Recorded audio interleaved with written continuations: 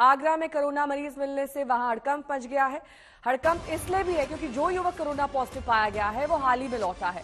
युवक के सैंपल की जीनोम सीक्वेंसिंग के लिए सैंपल भेज दिया गया है और इस बीच पूरे देश में हवाई अड्डों पर खास तौर पर अलर्ट जैसी स्थिति है, लेकिन हिल स्टेशंस पर टूरिस्ट की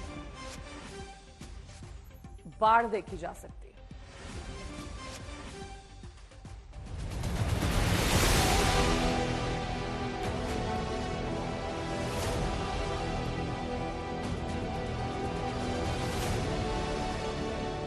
हमें मास्क और हाथ धुलने जैसी सावधानियों का और ज्यादा ध्यान रखना है।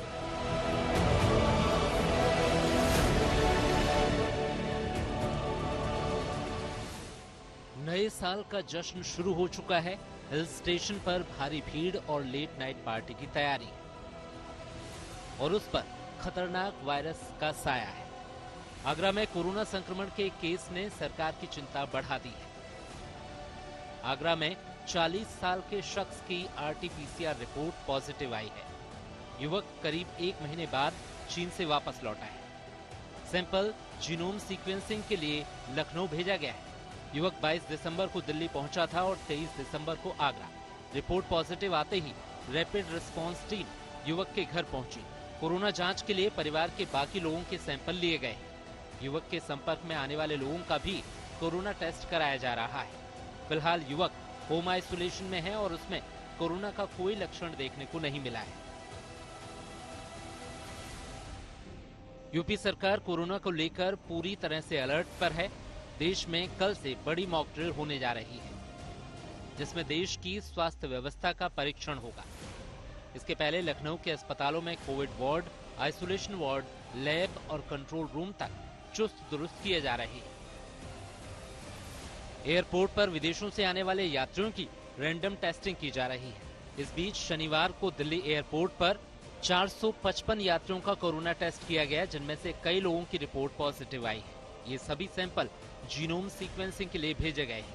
लखनऊ की किंग जॉर्ज मेडिकल यूनिवर्सिटी में मास्क अनिवार्य कर दिया गया है। गुजरात में स्टैच्यू ऑफ यूनिटी आने वाले पर्यटकों को भी मास्क लगाने की सख्त हिदायत दी गई है। कोरोना के बढ़ते खतरे को देखते हुए दिल्ली में कोविड टेस्टिंग बढ़ा दी गई है। दिल्ली सरकार ने दावा किया है कि पिछले 3 दिन में एलएनजेपी अस्पताल में कोरोना का एक भी मरीज भर्ती नहीं हुआ है। बिहार सरकार अलर्ट मोड में है और रोजाना 50,000 कोरोना टेस्ट किए जा रहे हैं। पर्यटकों की भीड़ को देखते हुए हिमाचल सरकार ने मास्क अनिवार्य कर दिया है। नागपुर में सभी सरकारी और निजी संस्थानों में मास्क लगाने के निर्देश दिए गए हैं।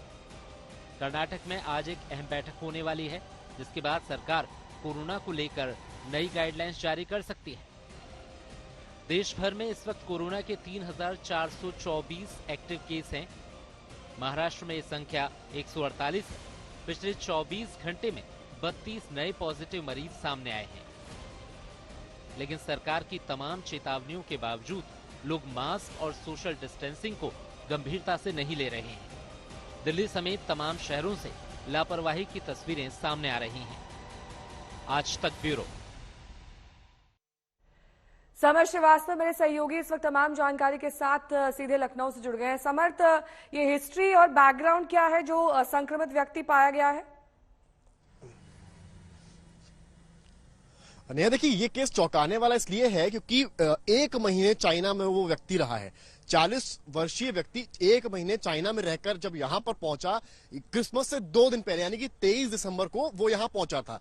और जब यहां पहुंचा तो उसको सर्दी जुकाम था। एक निजी पैथोलॉजी में जब वो जांच कराने गया तो उसका टेस्ट जो रिपोर्ट था वो पॉजिटिव आ गया। और जब ये रिपोर्ट पॉजिटिव आया तो जो वहां का स्वास्थ्य विभाग था, जो वहां के सीएमओ थे, वहां पर पूरी तरीके से हड़कंप मच गया। हड़कंप इसलिए मचा क्योंकि कहीं और से शायद आता तो इतना शायद चीजें बढ़ती नहीं आगे, पर चाइना में जिस तरह का प्रकोप कोविड का इस वक्त है और वहां 1 महीने अगर कोई व्यक्ति रहकर आया है तो वहां पर चीजें वैसी होनी ही थी। जिसके बाद रैंडम सैंपलिंग करवाई गई, पूरे परिवार के सैंपल लिए गए हैं। यह पता किया जा रहा है कि वो व्यक्ति किन किन लोगों से मिला है, क्योंकि जिन भी लोगों से वो मिला है, संपर्क हुआ है, आप मानकर चलिए एयरपोर्ट से आया होगा, उसने कोई टैक्सी ली होगी, फिर वो अपने घर आया होगा, लोकेलिटी वालों से मिला होगा और शायद उसके बाद उसने जाकर टेस्ट कराया होगा। उस पूरे दरमियान उस जितने लोगों से मिला है, क्या प्रशासन उसकी रैंडम सैंपलिंग करवा पाएगा? ये एक सबसे बड़ा टास्क उनके लिए होने वाला है। हालांकि वहां ताजमहल भी है, तमाम टूरिस्ट प्लेसेस हैं, वहां पर रैंडम सैंपलिंग जरूर शुरू हो गई है। यहाँ का जो यूपी सरकार है वो उसका एक कहना है कि उनकी नजर पूरी तरीके से पूरे केस पर बनी है और पूरे इस तरह के केस जितने आ रहे हैं उन पर बनी है, क्योंकि टास्क बड़ा इसलिए है क्योंकि वो चाइना से आया था। और ऐसे कितने लोग हैं जो चाइना से आए हैं, किन किन जिलों में यूपी के आए हैं, ये भी एक बड़ा टास्क है। फिलहाल जीनोम सीक्वेंसिंग के लिए जो है वो केजीएमयू भेज दिया गया है, क्योंकि जो सब वेरिएंट है ओमिक्रॉन का BF7 वो अगर निकलता है तो कहीं ना कहीं खतरे की घंटी होगी और यूपी में शायद वो पहला केस होगा जिस सब वेरिएंट के केसेस चाइना में हड़कंप मचा रहे हैं। इसलिए जीनोम सीक्वेंसिंग बहुत जरूरी है और जीनोम सीक्वेंसिंग के बाद शायद इस पूरे केस की तस्वीर साफ होगी। नंबर 2, इनके जो परिवार के लोग हैं उनकी रिपोर्ट क्या आती है इस पर भी नजर रहेगी और जितने लोगों से वो व्यक्ति मिला है उनका क्या रिपोर्ट आता है उस पर भी नजर रखनी पड़ेगी। जी ठीक है समर्थ, बहुत बहुत शुक्रिया इस तमाम जानकारी के लिए आपका।